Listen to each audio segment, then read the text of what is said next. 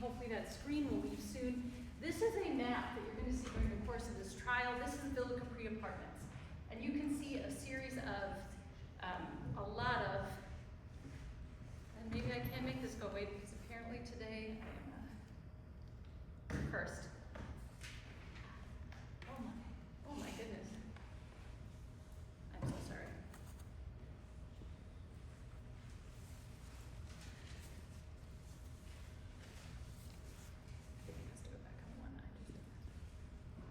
Okay, finally, there we are. So this is Villa Capri. This is a crime scene sketch. We're going to spend a lot of time in this trial talking about the events in this case and all of the shell casings. You can see casings marked in with little blue, and you're going to see this in a lot more detail later. There are over 30 casings in this apartment complex when the defendant and his 3 co-participants enter it with 4 guns and start shooting at the Parker brothers.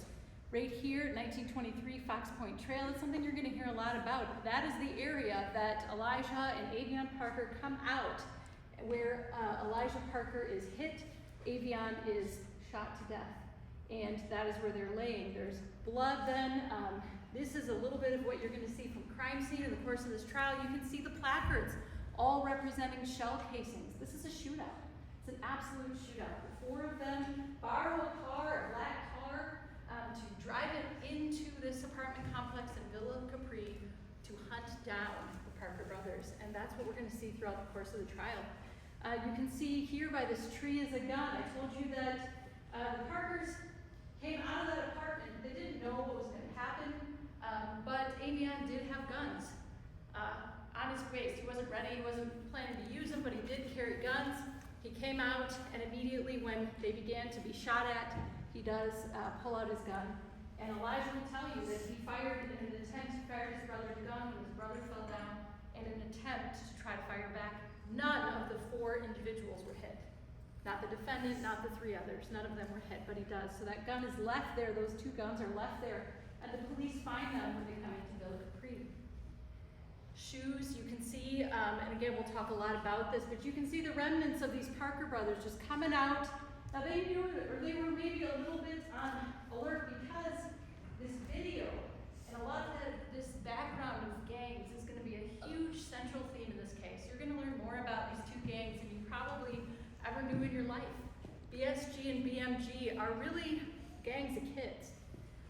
And you're going to learn that leading up to this, there's some friction going back and forth between these 2 gangs. And the day before then is when an individual posts a video on behalf of that gang, the one that Avion Parker was affiliated with, taunting Terrence Sanders, one of the 4 individuals that shoot the Parkers that night, just kind of taunting him. So that night, the Parkers, when they leave this apartment on September 12th, and I shouldn't say night, it's the early morning hours, a little before 2 a.m., there's some communication. Someone calls over there, and there's some communication that you'll hear about between Terrence Sanders and the people over at the Parkers. But they come out to leave, they're going home, going to work the next day, they gotta get to bed, and that is then when this vehicle comes in, shooting from the vehicle and eventually surround them and shooting on foot. Very unfortunately, this is Avion Parker. This is him, shot dead right there on the porch. 1923 is where I told you that there's a lot of, that's around where the Parkers come out. You can see the police immediately, so they get to Villa Capri, and the police have been watching this gang activity. There is a unit, a specialized unit within the Fort Wayne Police Department. You'll hear from Captain DeShays. He was a big part of that unit at that time, but he'll talk to you about them. Law enforcement is watching all this tension erupt. But when they come to Villa Capri and they see this blood, they immediately know that someone involved in this is probably within this apartment. And that person is Elijah Parker. We'll hear about that, and I'll talk about that more in a minute. But law enforcement comes and they want to ask some questions and try to figure out what in the heck happened and try to find Elijah. I'm going to give you the backdrop right now. The dynamics of the street are going to shine through in this trial. People afraid of law enforcement, people not wanting to talk, people who settle differences or conflicts on their own. And so immediately law enforcement is met with that when they get to Villa Capri. People just not wanting to talk about what's happened and what they saw. But Law enforcement gets a little bit of a break because Serena Chacon and Olivia Jerome called. They have 3 911 calls a little bit after 2 in the morning.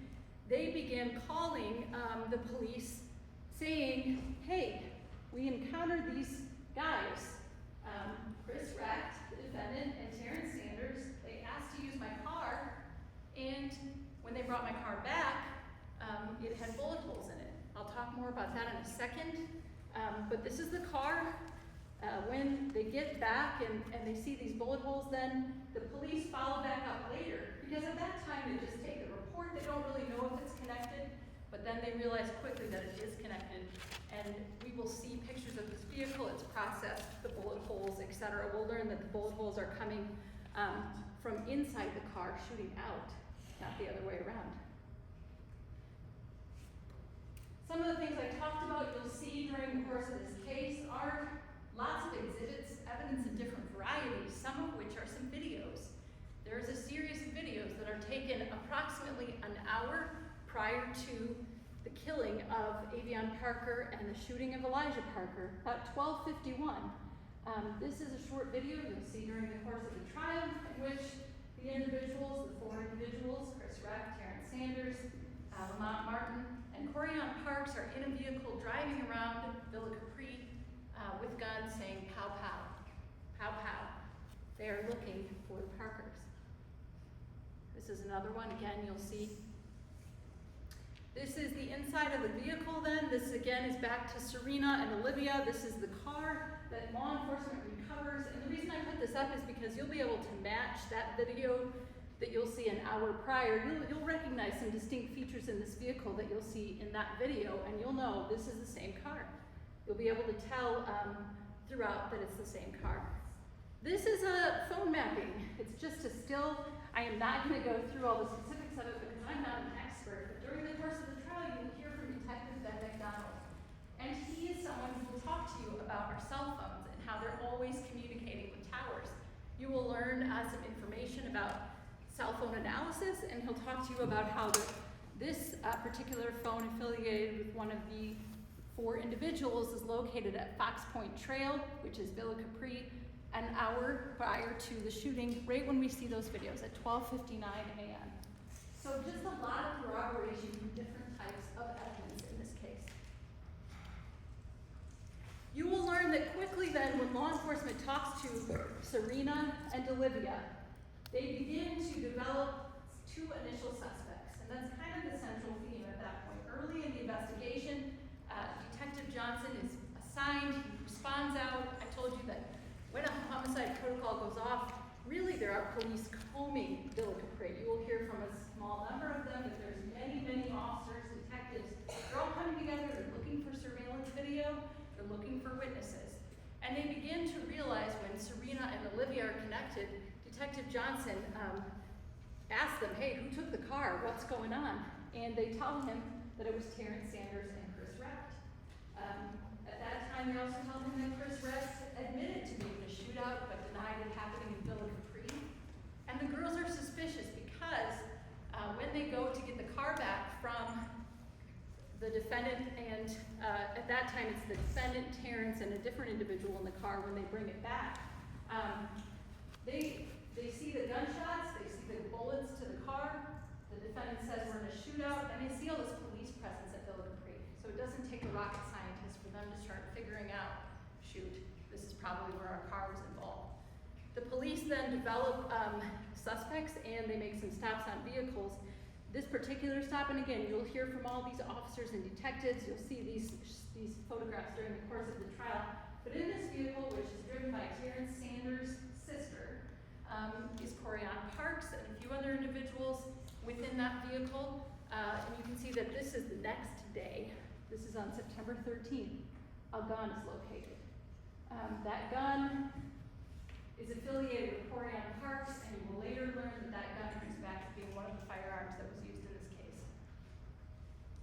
This is another pullover of some of the other co-defendants, and again, you'll hear about that.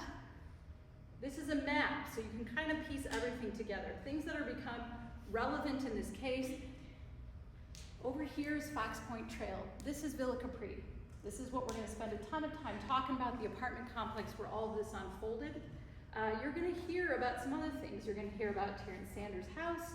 This is Corianne Parks' house. Again, these are two of the individuals the defendant is charged with acting in concert in. And this right here is a Marathon gas station. Now, when Serena and Olivia meet back up with the defendant, Terrence Sanders, they meet up with them at a gas station, or they run to a gas station, and there is surveillance video at that gas station. That gas station video, then you can see the defendant and Terrence Sanders, and that's the video that the police obtained. You'll see that video during the course of the trial as well. All right, let's talk about gangs for a second. I told you that you're going to hear a lot of information about these two gangs. You will learn that when a relevant residence is searched at Corianne Parks' residence, there's a ton of this gang memorabilia, photographs of the individuals in the gang, markings, pride for the gang, different things written all over, like I said, photographs, things from different people's death announcements, etc. Captain Deshays will talk to you about that and about some of the history on these particular gangs and the affiliation. Sorry, went a little too far there.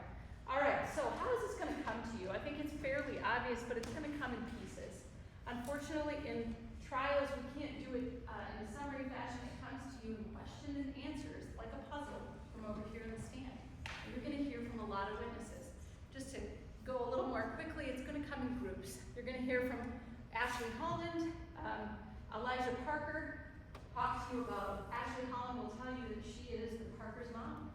You'll see a picture of Avion as he existed when he was still alive. Then you'll hear from a ton of law enforcement officers and medics that arrived initially when this shots fired call came out at Villa Capri. You'll hear a 911 call from it, but there are so many 911 calls that were made because this is over 30 shots were fired in this apartment complex. So you're going to hear from some individuals who lived in that complex that had a bullet come through their house, and vehicles were hit, and it was just a tremendous incident of shooting that occurred. You'll hear and see pictures about that. You will hear from a lot of civilians about what they heard and saw. Of course, you'll hear from Serena and Olivia. I've talked a lot about them. They'll come in and we'll talk about sort of how they became connected to the defendant and Terrence. You'll hear that Terrence goes by TJ, the defendant goes by Chris, and that night, sort of how that all unfolded, that they just asked to use the car to drive to the gas station. And that Chris was driving, and they'll talk to you about the events and how they unfolded. You will hear from Detective Johnson, and he'll tell you how he put it together. And at first, initially, he knew there were more than two people. He knew that it wasn't just Chris and Terrence Sanders, but he couldn't figure out who the two other individuals were. Initially, Elijah Parker did not want to tell him. He did not want to give up those names, and so you'll hear about his investigation and then how he came to the conclusion that he did. Again, you'll see video or pictures from those traffic stops, so you'll see the individuals that are stopped affiliated with the defendant, that gun that's recovered from Corianne Parks' vehicle. You'll hear from Captain Mark Deshays about the gang behavior. You'll hear a lot about that. I anticipate that you will see a rap video that was created subsequent and put on YouTube talking about the incidents that occurred. You'll hear from Dr. Scott Wagner. He is a pathologist, and he'll talk to you about the gunshot wounds that Avion Parker sustained. He'll tell us about the manner and cause of death, what the difference between those two things are, and of course you'll learn that the manner of Avion's death was, in fact, a homicide. You'll hear from Detective Springer. He is a crime scene detective, and really as the lead detective, he does a whole bunch of documenting different crime scenes. Law enforcement obtains a search warrant to search a residence, a car, a scene, and then Detective Springer shows up and he puts up those little placards, takes a ton of pictures, and documents his findings. So you'll see a ton of pictures and documentation from him, both at the Fox Point Trail, Illinois Creek, at the vehicle, Serena's car, and also at an Alexander Street apartment that was searched. Then you'll hear from science people, fingerprints, firearms, DNA. I talked to you about the different firearms involved. Michelle Fletcher with the Indiana State Police Lab will tell you how she can determine how many firearms are present at that scene based on the casings and the projectiles that are recovered. You'll see all those in evidence as well. You'll hear and see some things off of phones. One thing you'll see off the defendant's phone, it's collected, it's downloaded. You'll see some photographs with him and some different firearms related to potentially this. Obviously, we can't identify them exactly; they're not tested, but with firearms. And you'll also see a picture of Avion Parker, like you saw him on the screen, lying there on the sidewalk, deceased. That picture was located on Chris Recht's phone, a picture of Avion laying dead, as well as a picture from social media showing that had been blocked. So there's a screenshot of that was located on the defendant's phone. Again, you'll see the videos that I showed you, the screenshots from, showing those 4 individuals going to Villa Capri an hour prior to look for the Parkers. You'll hear from Detective McDonald. He will talk us through phone mapping, what he can tell us about the cell phones connected to these 4 defendants that night. And you'll hear and watch the defendant chose to waive his rights and speak to law enforcement, basically denies most of his involvement, does admit to being at the gas station with Serena and Olivia that night, but says he wasn't at Villa Capri. So you'll see that interview for yourself. Like I said, there's a lot of evidence, a lot of pieces. It's your job as a jury to put it all together. And we'll give you all the pieces we can, and hopefully pretty quickly, unfortunately, that'll show you a centralized picture of gang rivalry building up.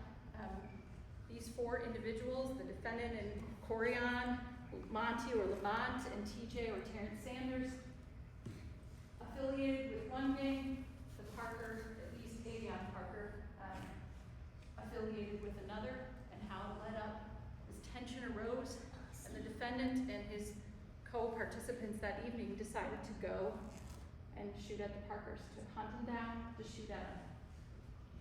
When you've heard and seen all the evidence, and there'll be a lot of evidence identified